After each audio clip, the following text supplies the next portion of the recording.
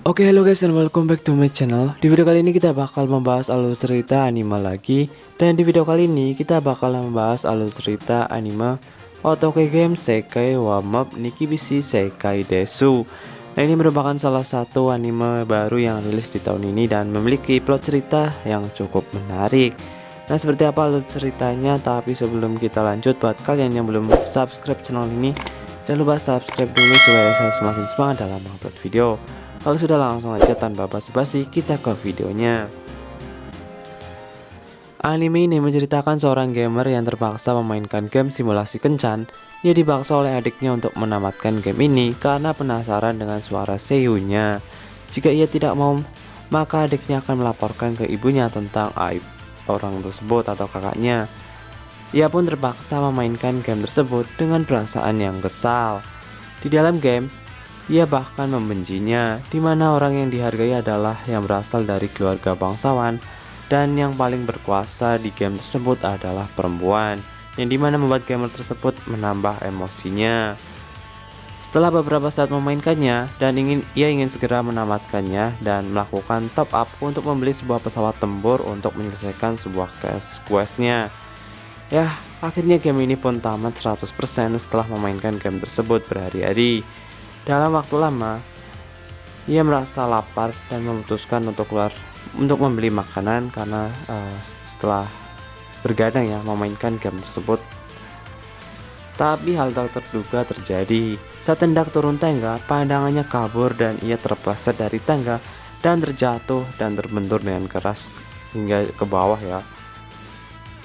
Naasnya, saat terbangun dan membuka matanya, ia berada di tempat yang tak dikenali dan sepertinya ia bereinkarnasi ke dunia lain yang tidak lain adalah dunia game yang ia mainkan sebelumnya. Waduh, jadi ceritanya ini ada seorang gamer yang dimana ia memainkan game simulasi kencan yang dikasih oleh adiknya dan ia terpaksa memainkan game tersebut. Tapi setelah ia selesai menamatkannya dan hendak untuk membeli makanan, ia terpleset dan jatuh dari tangga. Ia terlahir di keluarga Bedford yang dimana merupakan baron hasil pemberian dari bangsawan Zora. Dan ya, wanita ini lebih berkuasa dibandingkan laki-laki kebanyakannya. Kemudian sang MC atau main karakter anime ini diberi nama Leon Fu Bartford. Nah, setelah 10 tahun berlalu, ia pun berhasil mendapatkan ingatannya kembali. Dan di dalam game, keluarga Bartford itu nggak muncul. Dengan kata lain, ia terlahir sebagai karakter sampingan. Ya, tapi karena sebelumnya ia sudah memainkan gamenya, ia mengetahui banyak informasi di dunia ini dan mencatatnya di dalam bukunya. Hingga suatu ketika, Leon yang seharusnya akan masuk ke akademi justru akan dijodohkan oleh Zora dengan wanita berusia 50 tahun dan sudah pernah menikah 7 kali dan wajahnya yang sangat jelek. Otomatis Leon pun menolaknya.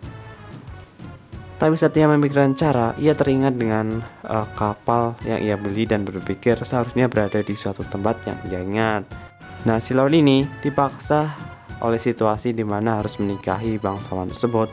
Tapi untungnya si Leon ini menolaknya dan memutuskan untuk mencari uang sendiri.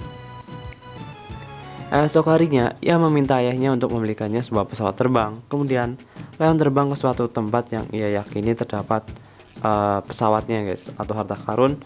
Saat ia memainkan game simulasi kencan ini sebelumnya, dan pesawat itu merupakan hasil top up yang ia beli sebelumnya.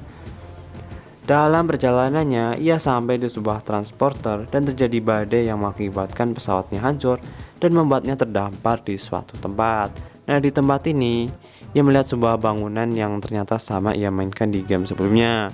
Ada beberapa robot penjaga, tapi untungnya si Leon ini masih bisa menyelamatkan beberapa senjatanya seperti tembak dan beberapa senjata yang lain. Dan ada sihir juga yang masih ia bisa gunakan untuk mengalahkan robot tersebut. Dan tapi pesawatnya udah hancur lebur guys. Nah, ketika mengalahkan robot penjaga, ia masuk lebih dalam ke dalam ruangan dan di dalamnya tampilannya itu sangat berbeda dibandingkan saat ia memainkan gamenya guys, dan lebih realistis tentunya. Nah, ia melihat sebuah dua bangkai orang yang dimana itu adalah atau penghuni ruangan tersebut. Dan ia mengambil sebuah ID card atau akses card ya guys, yang dimana ia gunakan untuk membuka pintu-pintu. Dan Leon pun mengambilnya dan masuk ke sebuah ruangan inti, yang dimana ia pun bertemu sebuah robot penjaga lagi. Dan kali ini robotnya cukup tangguh. Walaupun beberapa saat Leon menembaknya dengan sihir dan tembakan itu nampak tidak mempan ya. Dan Leon pun tertangkap, tapi untungnya ia masih memiliki pedang dan mengarahkannya ke arah mata robot tersebut dan melemparkan pedang tersebut. Jadi senjatanya bisa kayak nembak ya guys, dan mengarah ke mata yang mengakibatkan robot tersebut untuk berhasil tumbang.